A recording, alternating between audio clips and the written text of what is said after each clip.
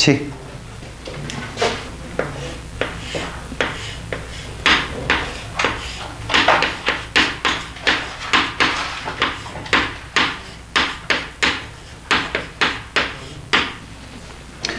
기권이라는 게 뭐냐면 우리가 지구 시스템에 기권, 직권, 수권, 생물권 그 중에 대기 이걸 기권이라고 그래. 공기가 있는 곳 공간을 말하거든.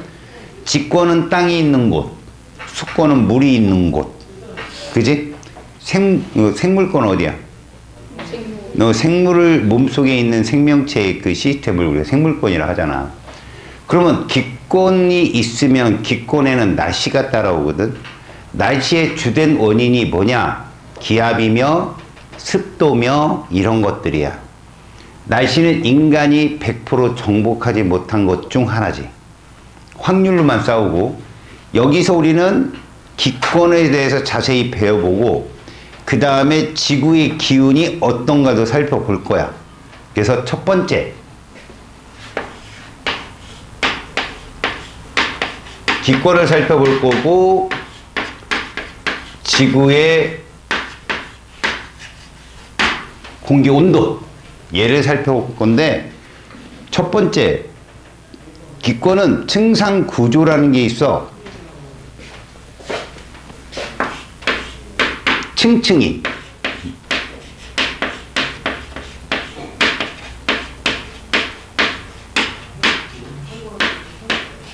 지표로부터 고도라고 하지. 높이를 올라갈수록 온도가 변하는 걸 기준으로 층상을 나누거든. 온도 변화를 기준으로. 그러니까 올라가면서 온도가 떨어지네, 높아지네, 다시 또 떨어지네, 높아지네. 이렇게 4개의 권계면으로 나누거든. 거기에 어떤 원리를 통해서 기권을 구별하고 그 다음에 그 기권의 특징, 권계면의 특징이 이런 것들이 있고 그렇기 전에는 대기라는 것에 대해서 설명을 하고 있네. 대기가 뭐냐?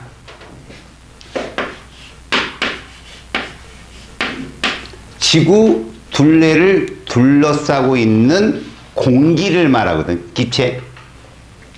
얘가 좀 특이해.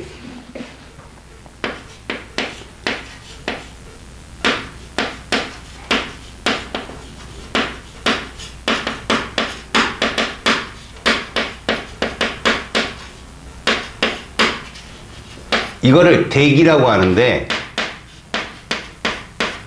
보통 대기권이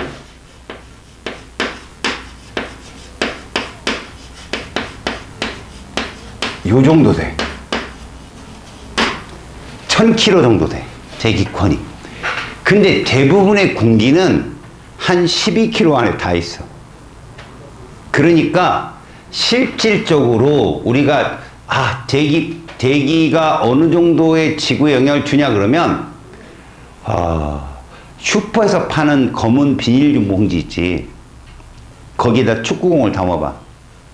그 비닐 봉지 두께가 대기 공기 두께야. 실질적으로는. 알겠어?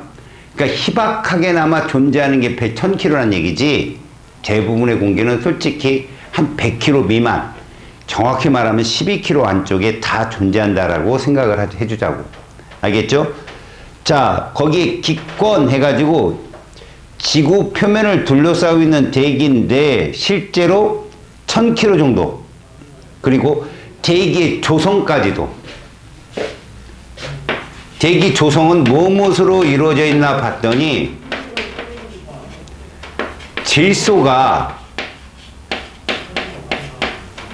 일반적으로 78%,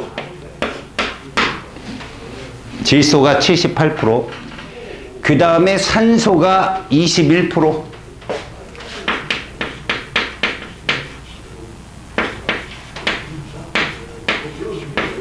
나머지 아르곤이며 이산화탄소, 그리고 대기 오염을 일으키는 황산화물이라든가 질소산화물, 그 다음에 오존 지표의 오존을 광학 스모그를 일으키는 탄화수소 화합물들이 다양하게 분포합니다. 뭐 아르곤도 세 번째로 존재하겠죠. 이 약 1%라고 하는데 0.9% 정도로 잡으면 온실기체의 주범이라고 그렇게 떠드는 누구도 이산화탄소도 존재를 합니다. 0.03%. 근데 이산화탄소가 0.03%밖에 안 되는데도 얘 때문에 지구의 기온이 올라가죠. CO2거든요. 실제로 여기에 건조하지 않다면 평균 1% 정도의 수증기도 존재합니다. 수증기는 기본적으로요. 자, 그렇다면 이렇게 분포가 있다. 대기조성은 좀 알고 계시고요. 특히 제일 많은 기체 질소에 대해서는 알아두자고. 알았죠? 자, 이제 그러면 두 번째, 기권의 층상 구조는 어떻게 이루어져 있는 거냐?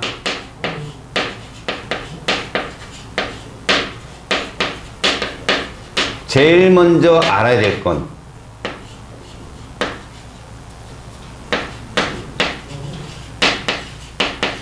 기온의 변화로 구분한다는 거 알아두고, 기온 변화로 기권을 구분합니다. 보시면 쭉 키로가 있습니다. 그죠? 키로가 있죠? 우리는 거기에서 4개 층으로 얘를 나누는데 세로축을 우리는 뭐라 부른다? 고도라고 부릅니다. 고도. 가로축은 기온 이렇게 쓴다면 출발이 보통 15에서 16도씨가 출발이에요. 평균 기온이거든요. 알겠어요? 15에서 16도씨 출발인데 보통 15도씨 출발을 많이 합니다. 이거는 지구의 평균 기온이에요. 출발을 했을 때 얘들이 어디서 끊기냐? 일단 12km. 얘는 킬로미터로 우리가 구분한다. 그 다음에 50. 그 다음에 80. 요렇게. 그리고 저 위까지 1000km까지 존재하겠죠. 그래서 얘들의 기온 변화를 보니 12km까지는 고도가 높아짐에 따라 온도가 떨어지더라는 거죠. 그러다가 12에서 50km 사이에서는 온도가 상승을 하고 있습니다. 그쵸? 온도가 상승을 해요. 이렇게 온도가 상승을 해요. 그러다가 80km까지 다시 온도가 떨어지는데 이때 제일 낮은 온도로 떨어져요. 그 다음에 다시 올라가고. 이런 식으로. 알았죠? 그래서 저 끝에 가면요. 온도가 엄청 올라가요. 수백 도씨까지도. 왜? 외권과 가까우니까. 그리고 온도를 어떻게 외부에서 들어오는 햇빛을 뭐 차단할 아무것도 없기 때문에 저 위쪽은 엄청 뜨겁다라고 보시면 되고요. 공기는 희박하고. 요 권을 우리는 대륙권이라고 부르고요. 얘를 성층권, 얘를 중간권, 얘를 열권이라고 부릅니다. 이렇게요. 그래서 앞자를 따서 대성하려면 중딩 때부터 열공해라. 알겠냐? 이렇게 보시면 되는데 이들의 각각의 특징이 있죠. 특히 이 부분 있죠. 여기 성층권에는요 20에서 30 사이에 뭐가 존재하냐면 오존층이 존재해요. 여기에 오존층이 존재합니다. 이 오존층은 우주선이라고 하죠. 코스모레이. 자외선을 포함해서 태양광 이런 선들이 들어올 때 얘들이 일단 방패막이 쉴드 역할을 해줍니다. 그래서 이 오존층 때문에 성층권의 온도가 올라간다고도 얘기하죠. 각 대륙권의 특징. 일단 기권의 특징. 대륙권은 얘가 존재해요. 이 수증기가 존재한다는 말은 날씨 변화가 있다는 얘기예요. 결국 얘는 올라가면서 온도가 떨어지기 때문에 가장 중요한 거 구름이 있다고 알아두면 돼요. 실제로 12km 내에서만 비가 내리고 구름이 있습니다. 여기는 왜 이런 현상이 생기느냐? 바로 얘가 존재하기 때문에. 대류 현상이 존재한다. 밑에가 뜨겁고 위에가 차가운 요 대류권의 요 시스템, 요게 공기를 순환시킬 수 있어요. 상승하게 되면 무거워서 다시 내려오고 또 뜨거워지면 올라가고 이런 식으로. 알았죠? 대류 현상이 있으면서 수증기까지 존재하기 때문에 날씨 변화가 있고 구름이 존재한다. 자, 성층권. 쉬 말해서 성층권은 오존층이 존재하죠.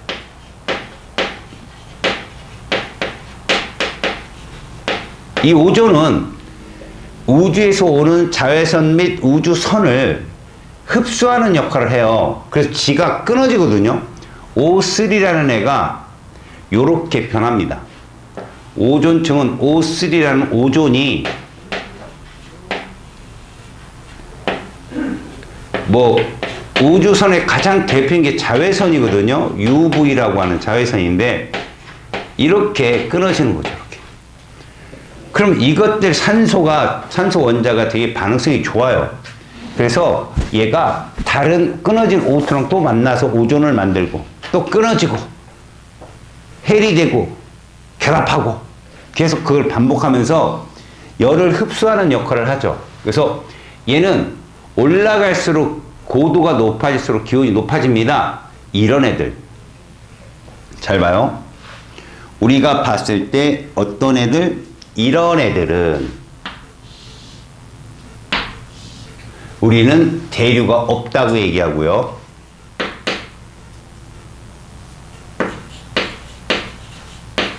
고도가 상승하면서 온도도 상승해서 대류가 없어요. 그걸 우리는 뭐라고 하냐? 안정하다고 얘기해요. 뭐라고 얘기한다고요? 안정하다라고 얘기합니다. 그럼 반대로 대류 현상이 있으면 불안정하다고 얘기해요.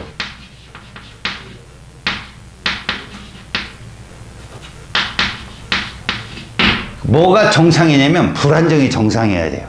우리가 대기에서 기류 현상을 파악할 때는요. 상승 기류가 있어야만이 우리는 뭐다? 상승 기류, 하강 기류가 존재할 때 우리는 뭐라고 얘기한다?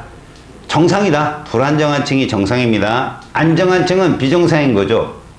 자, 중간권. 얘는 대류 현상이 있어요. 그 불안정한 층입니다.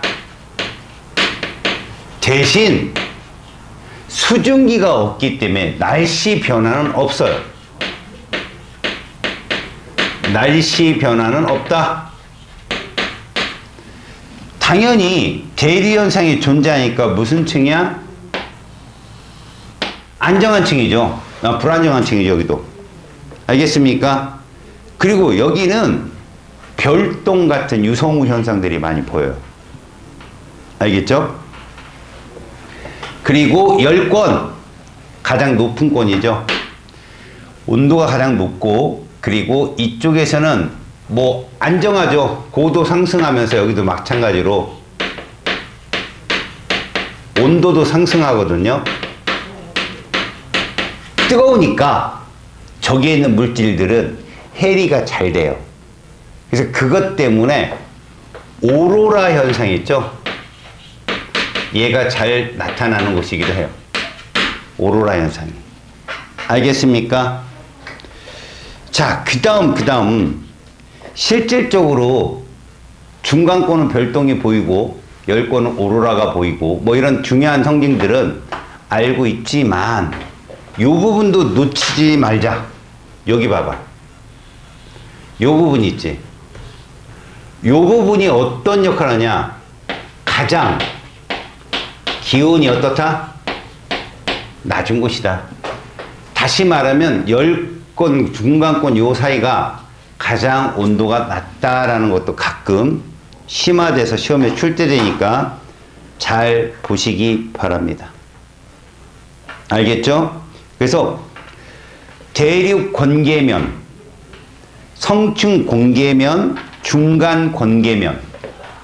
자, 우리가 보통 말하는 거 이거 뭐라고요? 대륙권의 계면이란 얘기예요.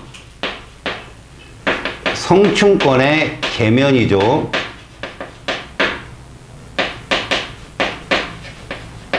중간 건계면이죠. 중간권 계면이 가장 온도가 낮다라는 것도 꼭 기억을 해 주시기 바랍니다. 사실 10권 이상에서 보통 인공위성도 돌거든요. 인공위성은 참고적으로 300km 이상에서 돕니다. 300에서 400 사이, 500까지도 올라가지 못하는데 인간들은 300~400에서 왜 인공위성이 돌아야 되느냐? 공기가 희박하니까 공기와의 마찰이 없는 거죠. 초당 8km로 달리는 인공위성이 여기서 돌게 되면 타버려요. 제가 얘기했죠? 대부분의 공기는 요 12km 내에 다 있다고. 오케이? 그런 식으로 보시면 되겠습니다. 알겠죠?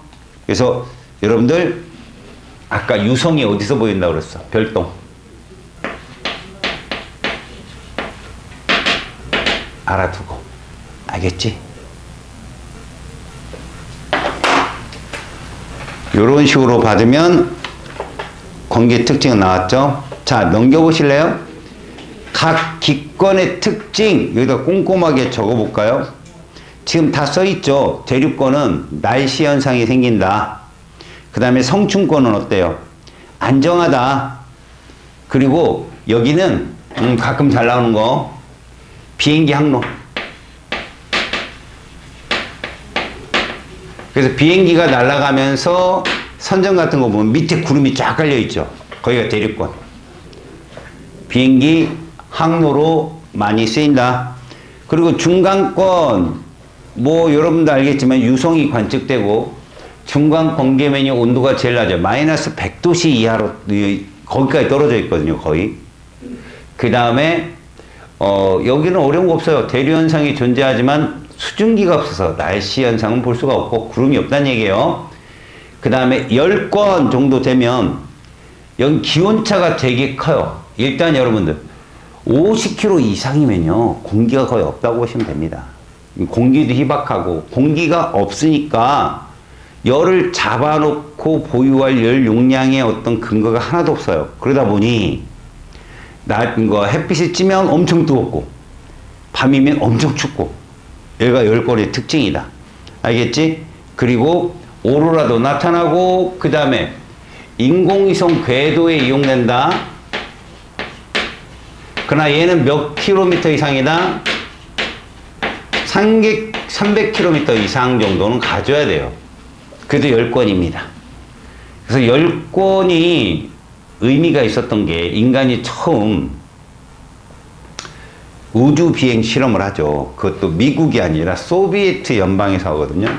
그래서 미국이 1969년도에 아폴로 계획을 세운 게 물론 모명 계획을 세웠다가 알래스카에서 10km 정도 파고 들어갔다가 땅속을 파고 들어가는 계획이었는데 그게 무너져가지고 500명 정도가 죽어요.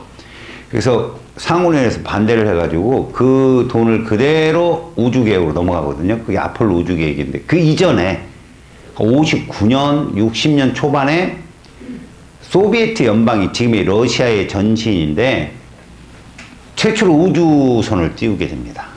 거기 자극을 받아서 미국도 띄운 건데 그때 우주 최초의 우리 지구 최초의 우주인 유리 가가린이라는 사람이 있어요. 유리 가가린. 그 사람이 여기서 죽어. 타서. 너무 뜨겁다는 걸 모른 거야. 인간들이 안 올라가 보니까. 타서 죽죠. 그래서 백과사전 제일 앞에 가가린이 있습니다. 옛날 장학퀴즈에도 많이 나왔었죠. 우주 최초 비행사 유리 가가린. 자, 이렇게 해서 우리는 기권의 특징을 배웠죠. 시험에 제일 많이 나오는 게 왜 대류권은 날씨 현상이 일어나냐? 수증기가 있어서. 그거 말고도 대류가 존재해서. 구름이 생길 수 있는 거죠. 알겠어요? 두 번째, 왜 성층권은 올라갈수록 온도가 높아지냐? 오존층의 존재 때문에 그래요. 햇빛을 받아서 모을 수 있는 거죠. 알았어요? 그러니까 얇은 층은 한 10km, 작은 데는 한 5km, 작게는 한 3km까지도 얇게 존재를 한답니다. 오존층이. 그 다음 중간권은 불안정한 층은 맞는데 어때요? 날씨 변화가 없다. 뭐가 없어서? 수증기 없어서. 그리고 여기서 뭘 볼 수 있다? 유성, 별똥을 볼 수 있는 게 유지점. 소원 빌어요, 그죠? 별똥 본 적이 언제예요? 옛날에 어릴 때. 그렇죠. 요즘 볼 일이 별로 없죠. 하늘이 너무 탁해. 근데 뭐 시골 같은 산 가면 아우 많습니다. 툭툭툭 떨어집니다. 길게 떨어지는 게 정말 드물지만 저도 어렸을 때 뭐 고등학교 때까지 본 것 같아요. 야간 자율학습 끝나고 막 가다가 보고. 자, 10권 그러면 그냥 오로라 현상, 그리고 인공위성 궤도, 공기가 희박하다, 그리고 낮과 밤의 기온차가 너무 심하다, 가가린께서 돌아가신 곳이다, 이렇게 생각하시면 됩니다. 자, 이제 그 58쪽에 보시면 무엇이 있냐면 지구의 복사 평형이라는 게 있습니다. 자, 이게 무엇이냐는 거예요. 이 지구의 복사 평형, 이게 뭐냐면 기권의 역할 중에 하나를 설명한 거거든요. 그러니까 어떤 말이냐면 기권이 있어서 지구는 평균 기온이 높다, 그런 말인데 실제로 이 말조차도 이해 안 가니까 복사라는 말이 뭐냐면 열의 이동 방법 중 하나예요.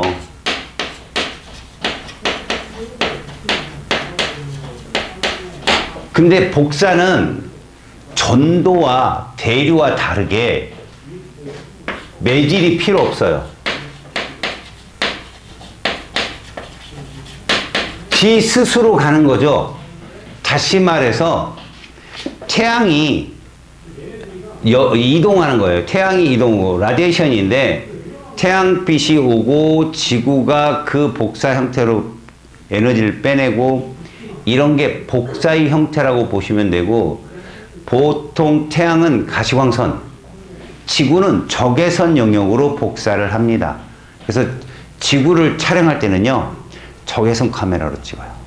그래야 볼 수 있거든요. 자, 그렇다면 거기 뭐라고 해요? 복사 에너지가 무엇입니까? 복사 형태로 이동하는 에너지죠. 알겠어요? 그러니까 첫 번째 그 복사 에너지라는 게 무엇이냐?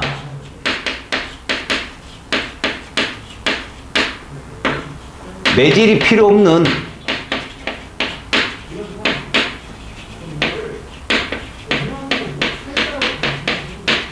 직접 이동하는 에너지라요. 이걸 복사라고 하고, 태양 복사 에너지는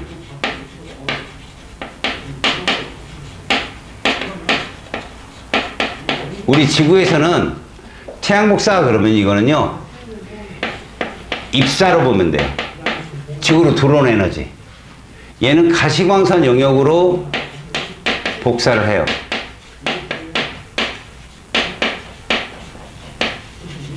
그러면 지구 복사는 지구가 방출시키는 거예요. 지구 입장에서는 얘가 방출 에너지라고 생각하시면 되고요. 얘는 적외선 영역으로 방출을 합니다. 자, 그런데 이것들이 뭐를 한다고요? 평형을 한다니까요. 평형을 한다고. 자, 한번 보겠습니다.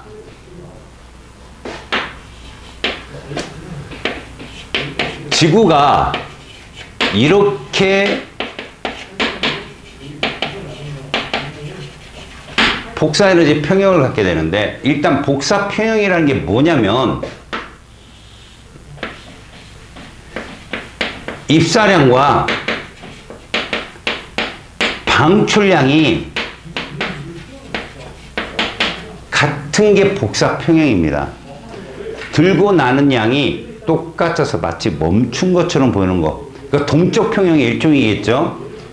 근데 이게 왜 일어나느냐는 거죠. 지구의 복사 평형이 왜 일어나느냐. 결국은 대기의 존재예요. 다시 말해서 복사 평형은 이런 식으로 보시면 되겠어요. 달 같은 경우는요, 지표가 있죠. 그 다음에 외권이 우주예요. 그냥 대기가 없으니까. 근데 지구는 누가 있어요? 대기가 있단 말이야. 그리고 그 위쪽에 누구 있어? 우주가 있는 거죠. 우주.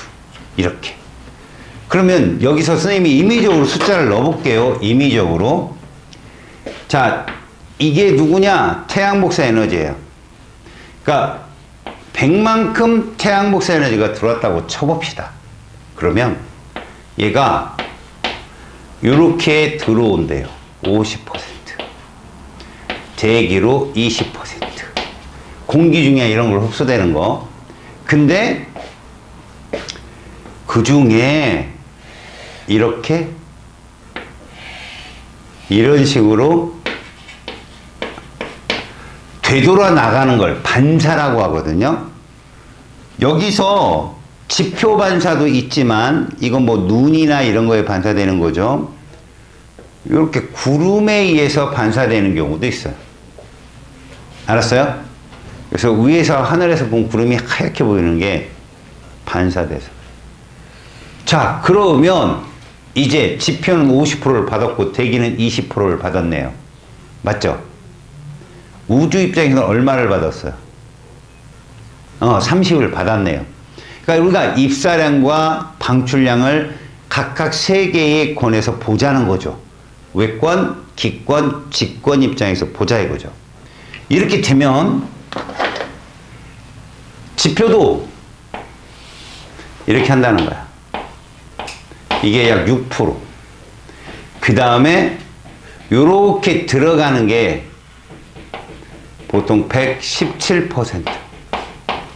117%가 일로. 그럼 총 얼마가 나온 거죠, 얘는? 123%가 방출한 겁니다. 거기에 약 30% 정도가 열이, 대류나 전도에 의해서, 대류, 전도 이런 거에서 빠져나가요. 자, 그 다음 봐봐요. 이화살표는 누가 대기가 지표로 내려 꽂은 거예요. 그리고 얘가 다시 외권으로 나가는 게 64% 정도? 요 정도? 요렇게 나갑니다. 자, 그러면 우리는 요거를 요렇게 한번 보자. 일단 입사량, 방출량을 나눠서 생각해 볼게. 자, 일단 지표 입장에서 입사량은 50, 103. 태양에서 들어온 거, 대기에서 들어온 거. 이렇게 나눌 수가 있어요. 그 다음 방출량을 보면 123%. 그 다음에 30%. 그래서 얼마에서 복사 평행이 이루어져요? 153에서. 153에서 복사 평행이 이루어진다. 자, 대기는 입사되는 거는요, 대기에서, 우주에서 들어온 게 20%. 그 다음, 지표에서 들어온 게 117%. 그 다음에 대류와 전도에서 30%. 자, 방출량을 보시면 지표로 103%, 그 다음에 우주로 64%. 그럼 얘는 몇 %에서 복사 평형이 이루어지더라? 167%. 맞죠? 그럼 우주는, 입사는 반사된 거 30, 지표에서 직접 들어온 거 6%, 대기에서 들어온 거 64%, 합쳐서 100%예요. 다음 방출량 100%죠. 그래서 우리가 복사 평형이라는 건 이런 걸 말해요. 그러니까 이런 숫자를 외우라는 게 아니라 어찌하여 달은 이렇게 되거든. 이게 달이야, 달. 달에는 지표하고 누구밖에 없어? 우주밖에 없어, 우주. 기권이 없으니까. 그러면 100이면 얼마라고? 100이야. 끝. 낮에는 열나 뜨겁고 밤에는 열나 춥고. 알았어? 그리고 대기가 없기 때문에 낮에 햇빛 찌는 곳은 막 한 150, 180, 그늘진 곳 영하 150 막 이렇게 돼. 이런 정도로. 이건 달이거든, 달. 근데 지구는 저러한 현상 때문에, 알았니? 누가 존재해서, 대기가 존재해서 비닐하우스 역할을 해준다는 거야. 열이 나왔다가 한번 돈다는 거지. 회전을 하고 나가기 때문에 좀 더 따뜻한 현상을 일으키는 것이 대기권 때문에 그렇다. 이런 뜻이야. 여기서 누구 때문에 그렇게 계속 논란이냐면 얘 때문에 그래. 요거.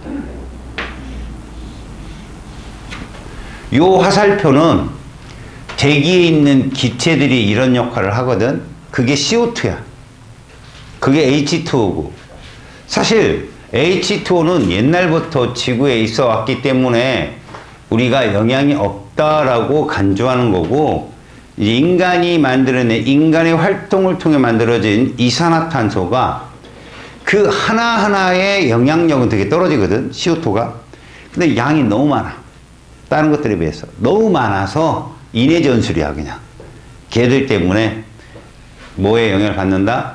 우리가 온실효과에 영향을 받는다. 이게 온실효과의 주범이에요. 온실효과. 지표의 기온을 높이는. 근데 이산화탄소는요, 실질적으로 대부분, 원래 원시 지구에는 CO2가 92% 이상 있었어요. 금성이랑 똑같았다고. 근데 온도가 자꾸 떨어지면서 이것들이 어디에 대부분이 다 녹아? 바다에 많이 녹아 있는 거야. 근데 저렇게 온도가 올라가면 인간이 만들어낸 CO2의 영향적인 온도 변화보다는, 아까도 얘기했죠, 기체는 온도가 낮으면 잘 녹지만 높으면 어떻게 될까? 다 빠져나오겠지.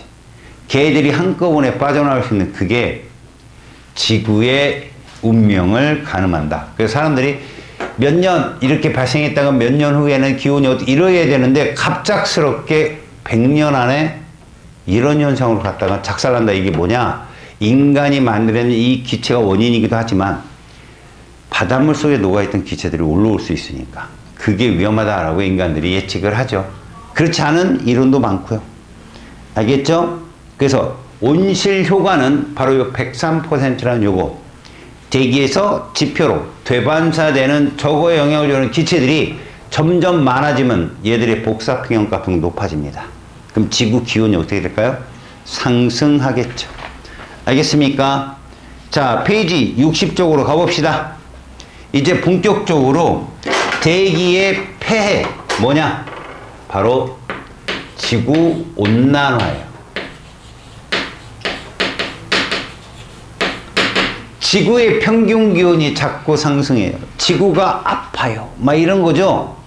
자, 실질적으로 아까 저기에 어디에서, 대기에서 어디로?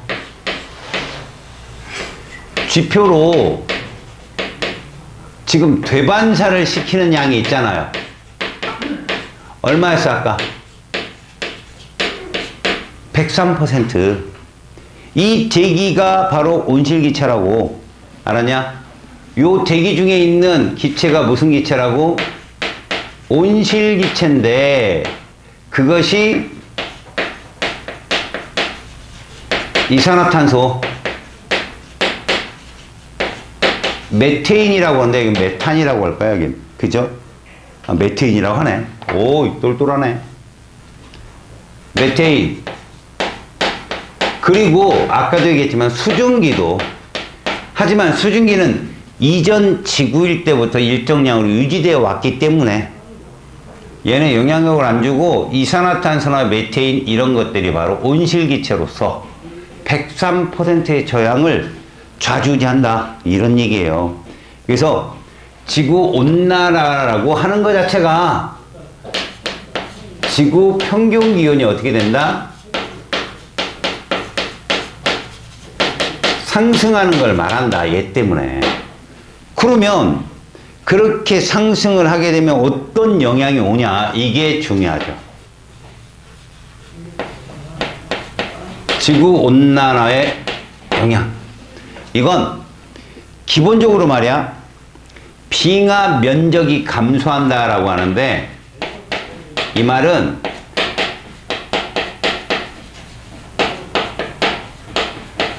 사실 물 위에 떠 있는 빙산을 얘기하는 게 아니야. 바로 육지에 존재하는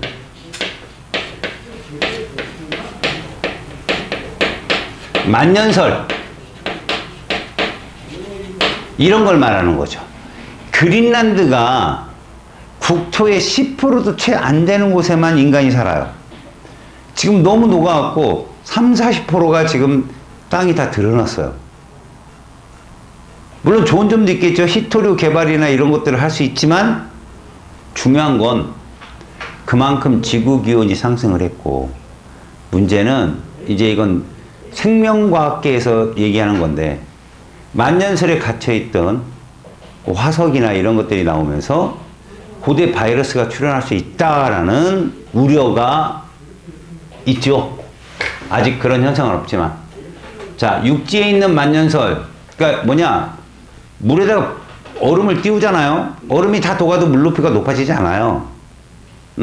얼음 자체가 밀도 차이에서 이 부력을 일으켜서 물이 높아져 있었기 때문에. 그런데 이 육지에 있던 얼음이나 이런 것들이 녹아들면 이건 차원이 다르죠. 이렇게 되면 일단 거기 보세요. 육지 면적이 감소한다고 그러죠. 이거는 이런 말도 쓸 수 있어요. 육지 면적이 감소한다는 말은 대륙붕이라고 하는 수심 100m 정도 되는 애들이거든요. 얘가 증가한다라고도 볼 수 있어요. 대륙붕 면적이 증가한다. 알겠어요? 그리고 이상기후가 나옵니다. 알겠습니까? 중요한 현상인데요. 이 온실 효과는 이상기후 현상을 증가시켜요. 다시 말하면 이 발생 빈도가 높아진다는 거죠. 이상기후의 발생 빈도. 엘니뇨나 라니냐, 그리고 태풍, 이런 것들의 빈도가 상승한다. 이렇게 되면 결국 보세요. 우리가 태풍 한번 지나가면 농작물 다 작살나죠. 그죠? 그러니까 농작물 생산이 감소하면 전 세계의 사람들 경제에도 영향을 줄 수 있고, 그렇게 되면 결과론적으로는 식량 문제에도 직결될 수 있고, 그런 것들이 쭉 나옵니다. 그래서 이거 대책은 뭐냐? 사실 대책이 좀 중요한데, 여러분, 대책이 나오는데 이걸 틀린다, 이게 말이 안 되는 거죠. 대체 에너지 개발이 시급하고, 왜? 이게 지금 화석연료를 쓰기 때문에 이런 현상이 생깁니다 라고 한 거거든요. 전 세계적으로 이제 블루 에너지라 해가지고 청정 에너지를 개발해 쓰자. 그 중에 하나 논란이 된 게 핵에너지예요. 핵에너지. 핵에도 이거는 논란이 되는 에너지다라고 했다가 다시 블루 에너지 쪽으로 들어왔죠. 핵에너지 말고 뭐 태양에너지, 태양광 에너지도 있고요. 풍력, 전기 에너지도 있는데, 웃기는 건 여러분, 전기 에너지가 과연 청정 에너지일까요? 그게 아니라는 것을 과학자들이 전 세계 패러다임을 정치권들이 몰아가는 거 아니냐. 왜? 그 전기 에너지를 쓰려면 전기 자동차에 뭐가 들어가요? 배터리가 들어가죠? 그걸 만드는 데 발생하는 CO2가 더 많대요. 그걸 만드는 데 들어가는 CO2가. 과연 이게 청정 에너지냐. 이런 것들로 많이 영향을 받습니다.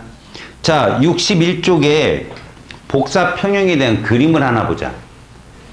복사평형의 그림을 보게 되면 전등이 있어. 근데 적외선등이야. 그지? 그런데 검은색 알루미늄 컵으로 실험을 한다, 지금. 그지? 봐봐. 실험 장치가 있는데, 자, 요렇게. 여기다가 색지를 입히는 거야. 물을 넣고 온도계를 꽂겠죠, 이렇게. 그리고 열 전도율이 좋은 알루미늄 컵에다 이걸 하는데, 지금 거기 검은색을 입혔거든? 이제 전등을 여기다 놓고, 자, 쏘겠죠, 이렇게. 지금 적외선 등을 이제 놨어요. 온도가 높아질 겁니다. 그래서 이 검은색 흑체 복사, 얘를 쐈을 때, 받았으면 얘가 온도가 상승하겠죠. 근데 어느 정도 상승하다 어떻다는 거지? 시간, 가로축은 시간이고, 세로축은 온도일 때, 어느 정도 상승하다가 일정해지더라. 요 상태. 바로 요 상태. 온도가 일정한 요 상태를 뭐라고 하자? 복사 평형이라고 하자. 그때 조심할 거. 이 복사 평형 상태에서는 입사량과 방출량이 0이다. 맞아, 틀려?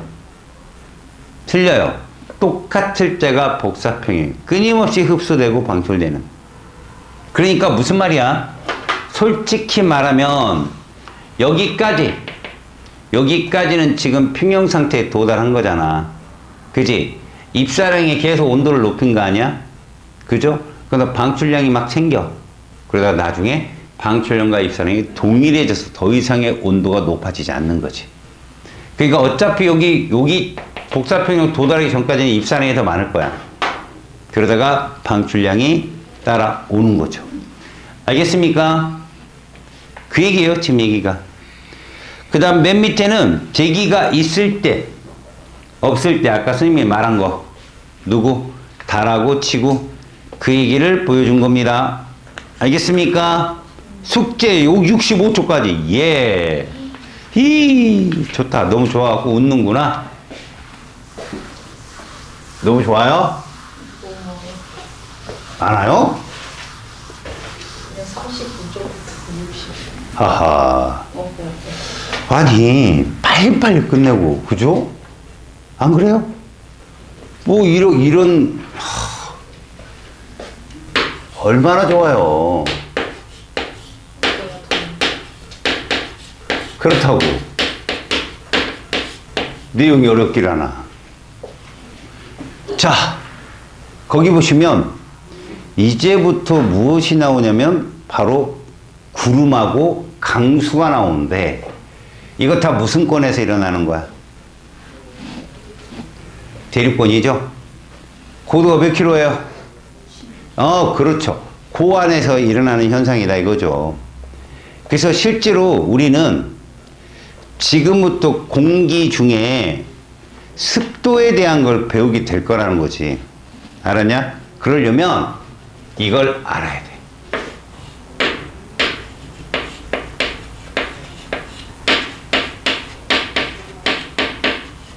증발이라는 게 흡열이야, 발열이야? 증발하면 수증기 되잖아. 맞아, 흡열이야. 근데 지금 포화 상태라고 하는 거야. 방금 전에 우리 복사 평형 배웠지? 마찬가지야. 얘도 평형이거든. 솔직히 말하면 상평형. 알겠니? 근데 지금 보면 기체가 포화냐 불포화냐를 묻는다는 얘기야. 자, 먼저 증발이라는 것 자체가 물이 뭐가 되는 거라고? 수증기가 되는 거라. 흡열 과정이야, 흡열 과정. 얘는 증발의 속도가 있을 거거든. 근데 온도가 일정하면 저 증발 속도도 일정해. 지금 상태에서는 뭐 물이 적당량을 넣었을 때 포화가 된다, 불포가 된다 이런 말을 하고 있어. 자, 이 말을 잘 들어봐. 자, 실질적으로 있잖아. 물이 수증기가 되는 저 값 있지. 증발값.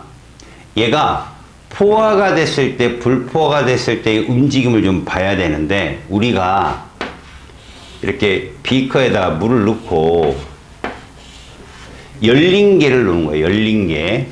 알았니? 열린 개를 놓는다.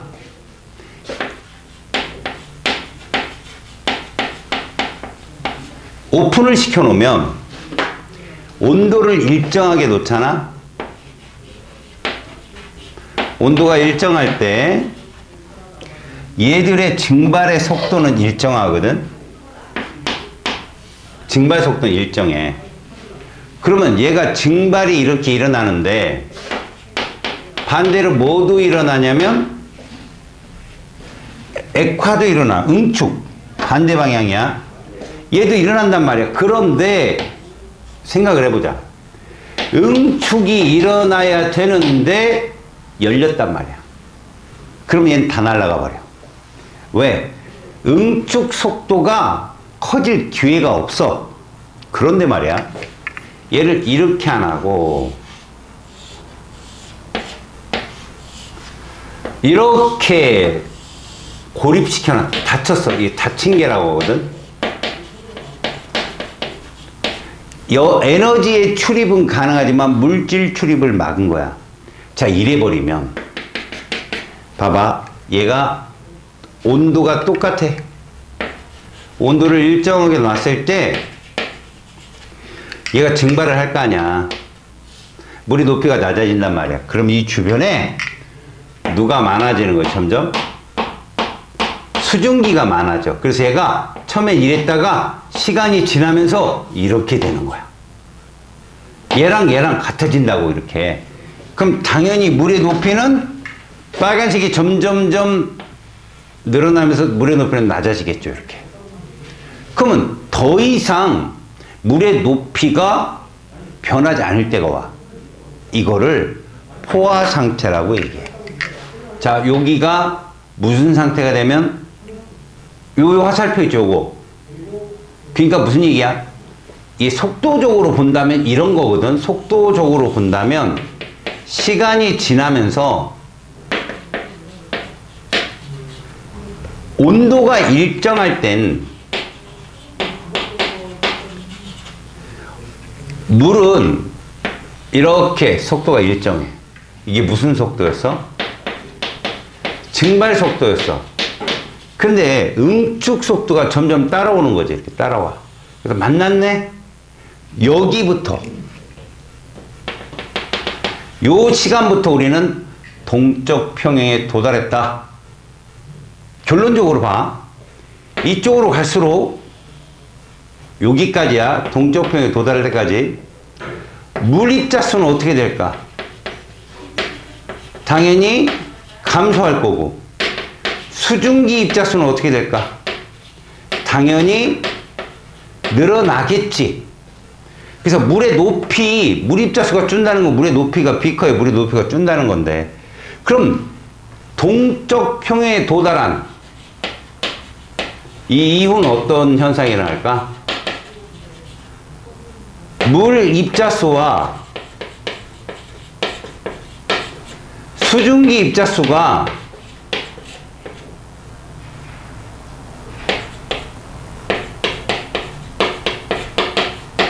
일정해, 일정. 이렇게. 둘이 같다는 게 아니야. 분수값이 일정하다고. 수증기 입자는 작다면 더 작은 입자, 크다면 큰 입자. 결국 애초에 실험하기 전에 물만 있을 때 입자수랑 이 둘 합친 입자수는 똑같을 거야. 밖으로 빠져나가지 않았기 때문에.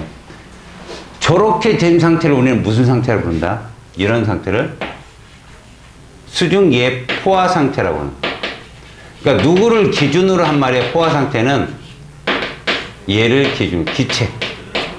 얘가 포화 상태다. 더 이상의 입자수가 늘어나지 않는 상태. 그러니까 결국 증발량과 무슨 양이 같다? 응축량이 같다는 뜻이야. 증발량과 뭐? 응축량. 응결이라고 하자. 그래서 얘도 응결 속도라고 하자.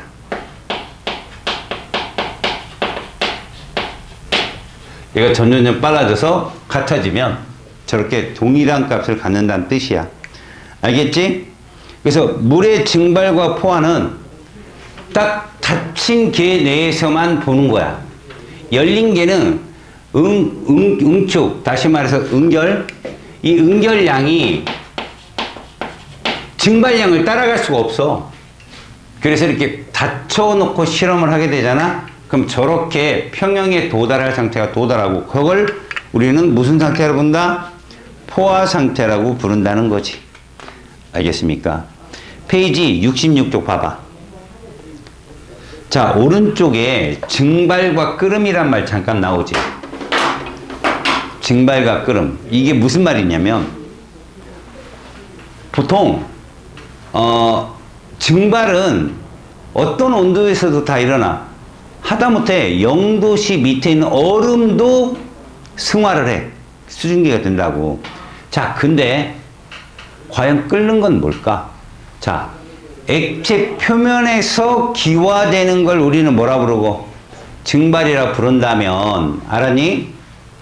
액체 내부에서조차도 기화가 돼서 소리가 나는 거야. 어떤 소리? 보글보글. 이걸 끓는다고 하거든. 그럼 과연 끓는 건 언제 끓느냐? 대기 압력이 있을까? 우리는 보통 몇 기압으로 보냐? 평균 1기압. 수증기가 그 표면에서 증발화돼서 나가는 그 압력이 대기압과 같을 때 끓어요. 알겠어요? 수증기 입자들이 그 수면, 그 액체의 표면에서 증발이 되는 그 압력과 외부의 압력이 같을 때 끓는다고. 그럼 반대로 이런 거야. 높은 산에 올라가면 압력이 떨어지지. 일찍 끓어. 그래서 밥을 해도 3층 밥이 지어지고 그래. 그럼 어떠면 좀 밥을 잘 지을 수 있느냐? 밥을 막 지을 때 그 위에다 돌멩이에서 눌러놓는 거야. 그러면 적어도 그 쌀, 물, 그 위 공간이 외부와 차단되고 닫힌 게가 되면 압력이 좀 높아질 수 있죠. 그러니까 압력밥솥의 원리가 그거야. 그 밥 하는 그 양, 그 위쪽의 압력을 높인 거지. 높여서, 끓는 력을 높여서 오히려 고열량의 음식을 할 수 있는. 그러니까 온도가 되게 높으면 음식이 잘 된대. 잘 익고. 그래서 우리가 분식집 라면하고 집 라면하고 틀린 게 그거야. 열의 차이지. 여튼 끓음은 증기압과 외부 압력이 같을 때, 증발은 외부 압력보다는 좀 낮을 때. 그래서 결론은 그거잖아. 증발은 온도가 높으면 잘 일어나. 그러니까 어느 정도 온도가 되어서 외부 압력과 똑같은 증기압이 되었다 끓기 시작한다는 거죠. 자, 그렇게 끓게 되면 온도는 더 이상 변하지 않아요. 왜요? 그 열이 다 어디로 가죠? 상태 변화에 쓰이기 때문에 온도를 올리진 않는다고. 걔가 다 날아간 후에 온도가 상승합니다. 아시겠습니까? 그런 얘기들이 거기 있네. 진도를 너무 많이 뺐나? 여튼 여기까지만 하고 다음 시간에 포화 수증기압이니 이쪽을 할 거야. 대신 시험 문제 써하기에 많이 내겠다. 오후 복습 잘해와.